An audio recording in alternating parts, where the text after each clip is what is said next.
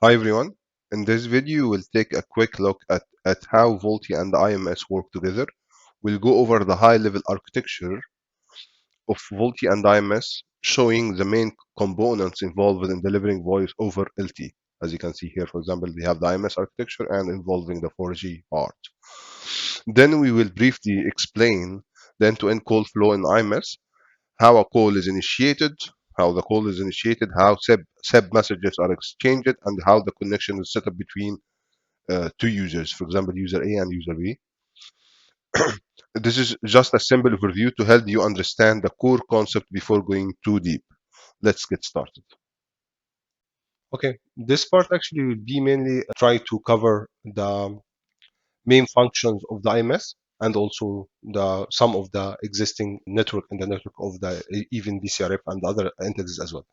So actually, let's try to go first through the IMS entities, try to explain the theoretical part. And actually, in the end of this video, also will be explaining high-level call flow of the IMS. This will make it more clear about the functionality.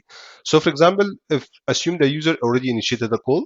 So, as you can see, this red line, the red line will be going through the user through the serving gateway, packet gateway. Then it will be transferred to something called BCSCF, which is actually B stand for proxy and CSCF standard for call session control function. And actually, the main function of this primary proxy CSCF, the main function that, as you can see, it acts as the first point of contact.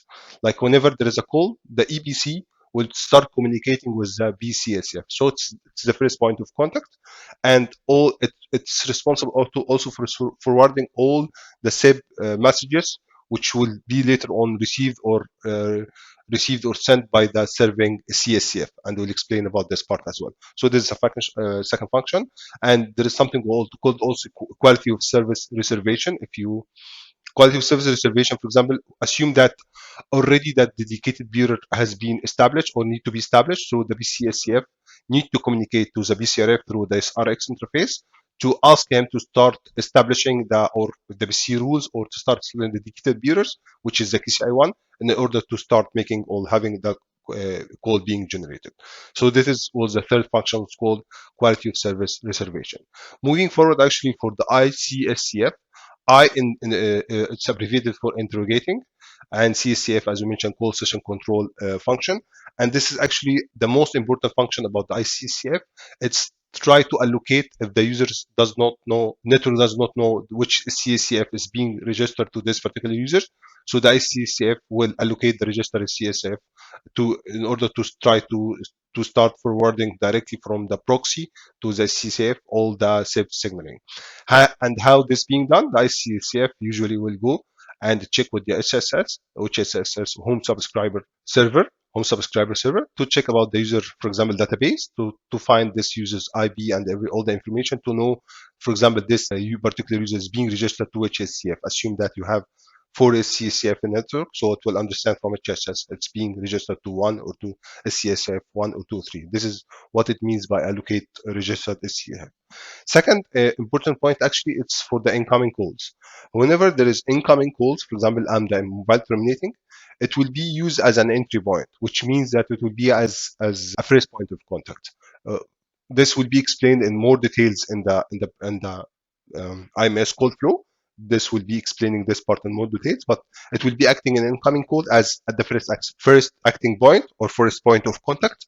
That whenever there is a call being received, this will be the first entity which should be going to receive the SIP invite message as an example. And here it's written the function of that. And this is GW referred to gateway, which is just what I have explained now, which is being used as incoming for the incoming calls as the first point of contact. Then moving forward, actually for the SCCF, actually, there is different function. The first one is the registration process. For example, if the user is going to register to the IMS, the authentications and this kind of things will be done through the SCF. SCF need to communicate with, for example, the HSS or the UDM in 5G to obtain this kind of something called the authentication vector to challenge the users and start to make the users authentic and try to like complete the registration for the users to the IMS network in general. So this is the first function. Second function, actually, it's about something called user service handling, as mentioned in the right here. And actually, means it's processing and responding to all the SIP signaling messages from or to the users. For example, all the SIP signaling message will be processed by the SCF. This is actually the main idea. And yeah, and also to have other functionality, for example, something called forward the SIP request or response messages to the corresponding domain. For example, assume that that the user's originating call was under the BS network while the terminating is after the CS network. So this means that this call need to be redirected to the CS domain. So it will, for example, forward all the SIP messages to this entity which is called BGCF, which is responsible for this kind of called CS interworking function to try to find the user who's being located in the CS network. This also will go through the sum of it now. So this was the second function which means user handling, user service handling. And S actually stands for serving. Okay, the serving means that will be the serving function for the CSCF to the users all the time, which is again responsible for the SIP messages processing and processing and forwarding and so on. So now moving forward for the most important entity within the IMS, which is called MTAS, or sometimes they call it MMTEL, which is actually referred to multimedia telephony application server. That's why they call it TEL AS. AS referred to application server, and we have different application server within the IMS. One of them is the MTAS, and actually this function it's one of the most important functions which have it in which we have it in general in the IMS because it's responsible for many things. For example, the first part it's responsible for it's something called managed service establishment between M1 and MT users. Every time the user is going to make the call, the SCF need to go and check with the MTAS. It needs to check with the MTAS about the user, for example, status. What kind of status he's able to he have a credit or not? He can make a call or not? What is his current status in network? He having pairing services or not? This is SCF need every time to go and invoke the MTS, asking about the originating or even terminating calls that he's able to perform the call or not. So this is the first function. It's called managed service establishment between M1 and MTUs. And then it's managing a lot of supplementary service as you can see. For example, the first one is called RBT. This is the ring back tone. For example, if you have a ring back tone, will be addressed by the MTAS as well. And then you have this, if you have a call conference, also by the MTAS. Call waiting, barring service, and so on. This is, and also other things. For example, if there is any restrictions or a specific parameters being applied for this particular user, this will be all handled by the MTAS part, which is very important. Again, it's managing all the supplementary service. And the most common one, actually, I think, which we always know, which is the ring back tune, call conference, and call waiting. This is the most common, which we know. Then this function, which was this is entity which is called BGCF. Actually, BGCF stands for Breakout Gateway Control Function, and actually the main responsibility of that part is trying to responsible for selecting, for example, something called MGCF or the MGW. For example, the MGCF, this is mainly responsible for the CS interworking function. Whenever you are trying to reallocate or try to redirect or route the call towards the CS network, this will be provided by the MGCF and the MGW. And what it means by MGCF and MGW, first one, MGCF, this is called Media Gateway Control Function, and this is mainly responsible for providing the control plane and for the control plane for the interworking towards the CS network. This is responsible for the control plane part, which is redirecting the data towards the CS network. And this is means what by the control plane? It means it translates, for example, between the SIP messages and the corresponding messages in the CS domain. As you know that this is IP network and this is CS network. So there should be some entities which is translating the languages between both of them, which is being done by the MGCF. And MGW actually this is same function as the MGCF, but this is for the user plane. This one for the control plane, which is the same messages, while this one for the user plane, which is, for example, for the speech packets, which need also to be transmitted from here and there. So this is actually provide the user plane interworking for the CS network. This is the main idea about that part. So this is actually the main function of these two entities. Actually, the last two entities which I would like to explain, which will not really use it that much, or or will not hear about it, especially in the remaining of this session. The first one is about something called MRF, as you can see above here. This MRF actually provides the user announcement to the user. What it means by providing user announcement to the user. For example, if you assume that the user has finished his credit or his balance, then the network will send an order to the MRF, will send an order to the MRF in order to send announcement that the balance has been finished. So the MRF, it's actually, if you look into this part in the bottom right here, it's having MRF, it's having control plane and user plane. So the control plane will just forwarding to the user plane, asking him to announce that to this particular user that his balance has been finished. This is the main function of that part, and this is just for informative or theoretical information, because it will not be included in our call flow, for example. Then the last entity, which I would like also to explain it, it's about something called IBSM gateway, which is actually, if you look into this abbreviation for that part, it's called IB short messages gateway. And this is the same function as the CS interworking function, but this is for the SMS part. This is making SMS interworking function, which is provides interworking between the IMS network and the traditional SMS networks. This is actually the main function about it. Then the important part, which should be ending by this slide, which is very, very important, we just would like to speak about this kind of interfaces, which is called RX, GX, and the responsibility of the BCRF, and how in general the IMS communicate to the EBC and the BCRF network in order to ask them to establish, for example, the dedicated bureau, which is the PCI-1, right? So actually, what will happen once all the call and all the SIP signaling have been processed? So the last step will be that the proxy CSCF will communicate with the BCRF through the RX, which is asking them that the session and media related information it will be obtained. Session and media related information, which means the KSI1, for example, information will be obtained from the BCSF towards the BCRF via the RX interface, which is asking the BCF is asking the BCRF to start establishing the dedicated bureau. And here is where the communication will be being done. And this is usually happening during the dedicated bureau establishment after all the SIP signaling has been completed. And the main idea is just to establish this kind of QCI1, which is the dedicated bureau, in order to start making the traffic start flowing, which is called RTB, for example. Then the last part here about that part, then the BCRF need to communicate this kind of information to the ABC network. And we have two interfaces, which is called GX and GXX. GX, we can call it in general, we call it usually GX.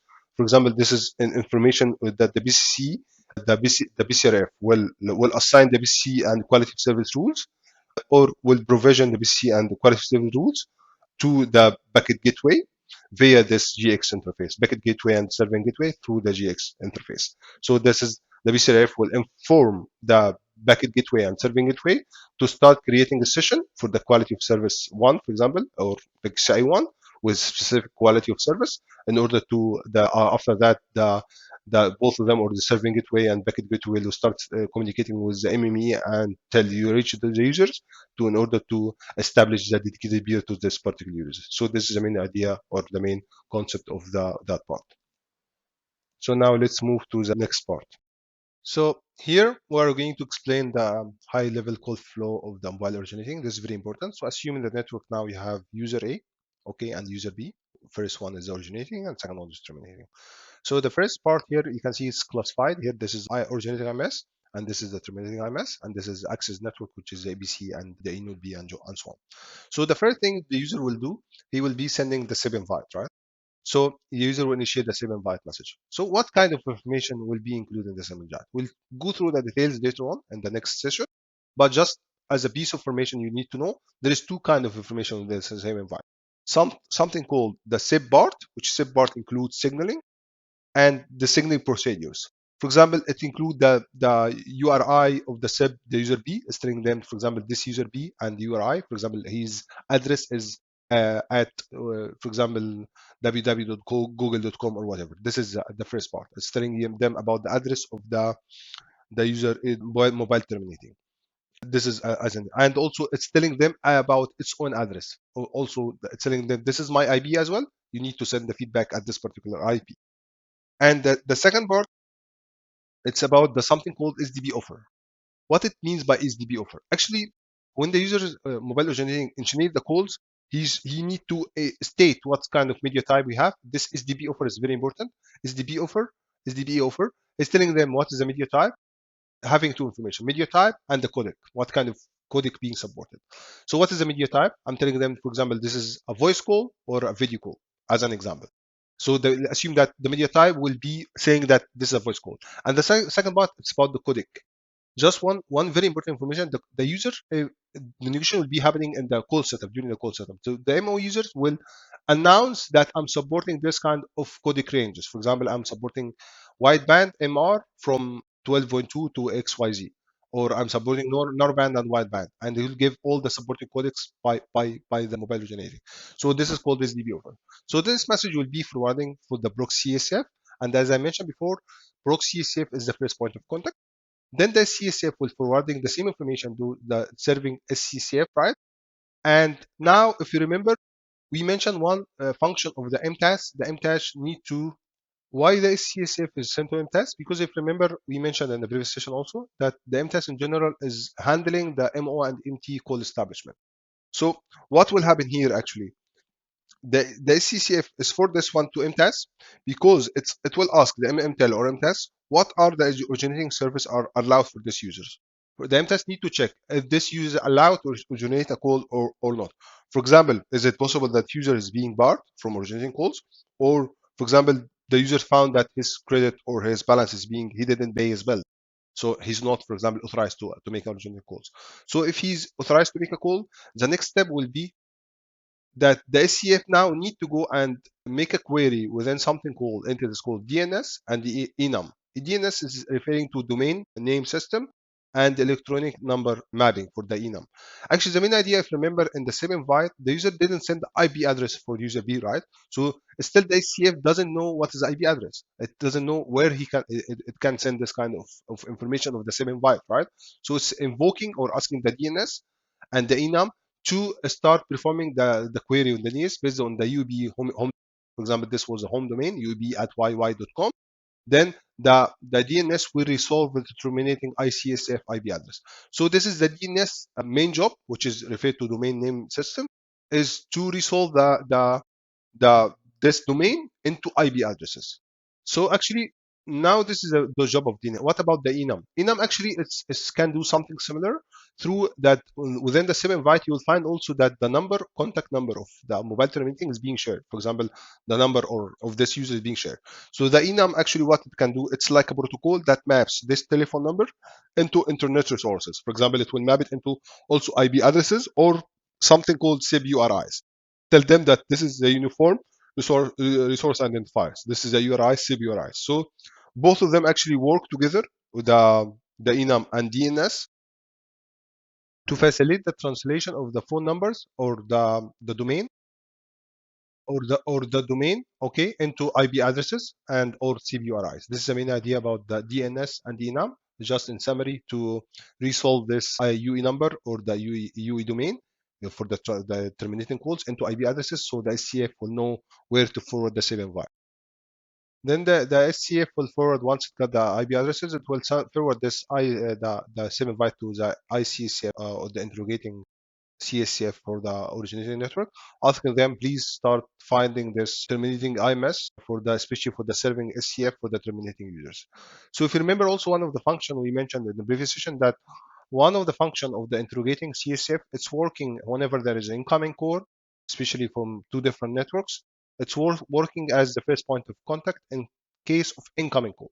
For example, the originating call, when you initiate originating calls, the first point of contact was the proxy CSF, but the incoming call, it will be the terminating ICSF.